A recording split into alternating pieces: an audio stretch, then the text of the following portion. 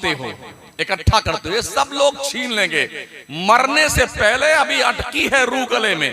कल्ला इज़ा बलगति तराकी, हाँ हाँ, जब जान गले में अटक जाए और लोग चम्मच लिए खड़े हैं, कोई अनार का जूस लिए हुए, कोई मौसमी का जूस लिए, कोई संतरे का जूस, एक एक चम्मच घुसाया जा रहा, बेटा यहीं अटका हुआ है।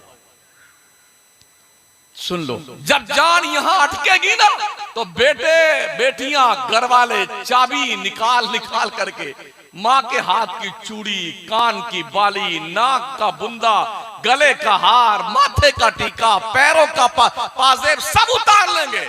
जिसके बस में जो आया वो ले जाएगा। अभी पिछले 2 हफ्ते पहले की बात है, एक का अब्बा मर गया तो रात में चुपके से अपने अब्बा की खबर खोद करके बड़ा वाला लड़का क्या कर रहा जानते हैं? कब्र को खोदने के बाद एक कागज पर अंगूठा लगा रहा मरे हुए बाप का। अल्लाह, ये बेहयाई और बेगैरती हमारे कौम में पाई जाती है। दुनिया को लूटने का कैसा नापाक जज्बा हमारे कौम के दिल दिमाग पर मुसल्लत हो चुका है। उन औलादों के लिए हजरत उमर बिन अब्दुल अजीज ने अपनी पूरी कमाई, पूरी दौलत बैतुल माल में डाल दिया। लोगों ने कहा बड़ी नादानी है तो है, क्यों क्या ऐसा आपने बच्चों को हक नहीं दिया? आपने क्या छोड़ा बच्चों के लिए आपने? तो फरमाते हैं अगर मेरे बच्चे नेक हुए तो मेरे रब का वादा है वह हुआ यतवल्ला सालिहीन, अल्लाह नेकों को जाया नहीं करता। और अगर बुरे हुए तो मैं अपने बच्चों के लिए दौलत छोड़कर नहीं मरूंगा। बदमाशी ये करेंगे, जुआ ये खेलेंगे, सजा मेरी कब्र में मुझे दी जाएगी। अल्लाह अकबर। क्या ख्याल है आपका? एक माँ बाप की तरफ से अपनी औलाद के लिए सबसे इंपॉर्टेंट तोहफा इल्म और अदब है। बेशक, सुभान अल्लाह, बेशक। इल्म सिखाओ अपने बच्चों को। कहतुर रिजाल का दौर चल रहा है। हमारे बच्चे, हमारी बच्चियां कैरियर बनाने की धुन में इतना आगे निकल चुके हैं, कभी कभी उनकी लाशें किसी झाड़ी में पड़ी मिलती हैं, कभी कभी उनकी लाश नाली में सड़ रही होती है, कभी कभी उनकी लाश नहर में तैर रही होती है, कभी उनके टुकड़े बना करके किसी खड्डे में दबा दिए जाते हैं। बाद में पता चलता है वो यूं हुआ और यूं हुआ और यूं हुआ। जब पूरी नाक कट जाती है तब महोदय जी को होश आता है, अरे क्या करें। काल करे सो आज कर, आज करे सो। अपने मदरसे बनाओ, अपने स्कूल बनाओ, अपने कॉलेज बनाओ, अपनी यूनिवर्सिटी बनाओ।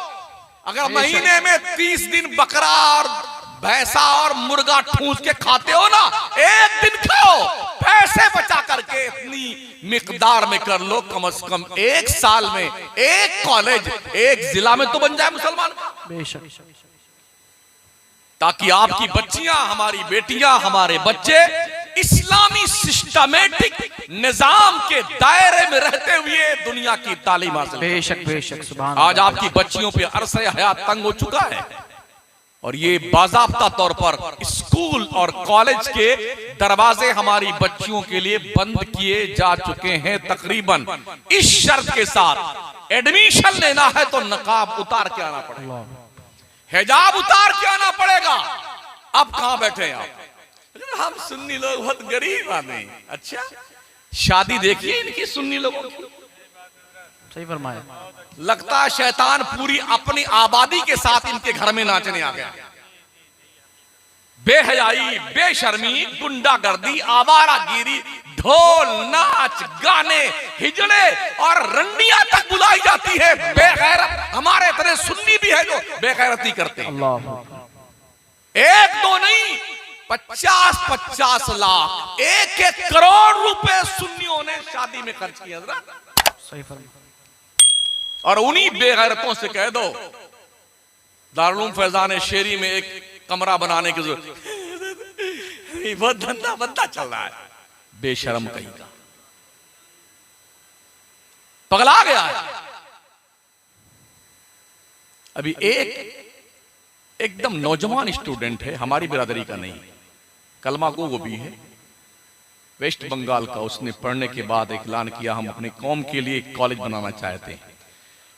हम मुसलमानों से पर हेड 100 रुपए का मुतालबा करते हैं, पता है 7 दिन में कौम ने 7 करोड़ रुपए दे दिए उसे। वाह वाह। 7 दिन में इसी कौम ने 7 करोड़ रुपए दिए। उसने ऐलान किया कि अभी मुझे पैसे की जरूरत नहीं, जब फिर जरूरत पड़ी तो ऐलान करेंगे आप। क्या हम ऐसा कुछ नहीं कर सकते? ऐसे काम हम नहीं कर सकते हैं? आप 100 रुपए छोड़ दीजिए, पर हेड 1 रुपए का मुतालबा कीजिए, 1 रुपए का।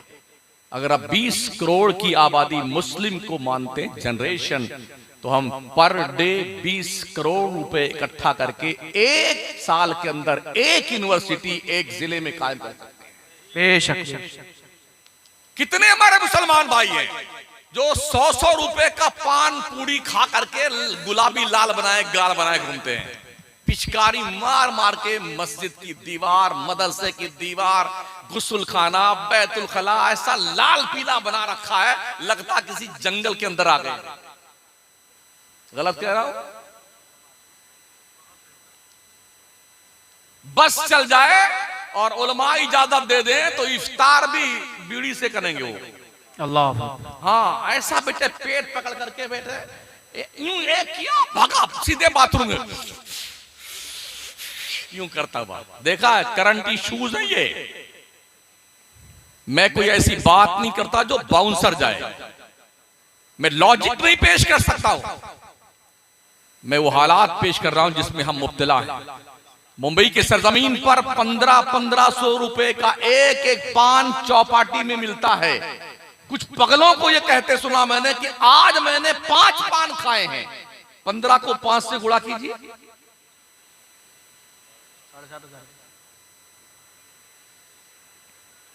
जिस कौम का पगलाया हुआ इंसान एक दिन में 7,500 का पान खा जाए, पूड़ी खा जाए, बीड़ी पी जाए, वो कहते हम बहुत गरीब आदमी, हम बहुत गरीब आदमी। और जब इसका शौक चल रहा है और तोंद फटने लगती है तो कव्वाली करवाता है, डबल कव्वाली। हाँ, और शौक चल रहेगा तो तिबल कव्वाली, एक कव्वालीदार, एक कव्वाल और एक बेहया औरत बीच में बैठी रहती है। बिल्कुल। और इज्जतदार लोग इतनी बड़ी बड़ी दाढ़ी रखा करके, मुश्तंडे लोग भी यूं सामने बैठे हैं उस बेहया की बात सुनने के लिए। एक दौर था हमारे बचपन में जब इन नचनियों गवैयों को इज्जत की कुर्सी पर बैठने का अधिकार नहीं था।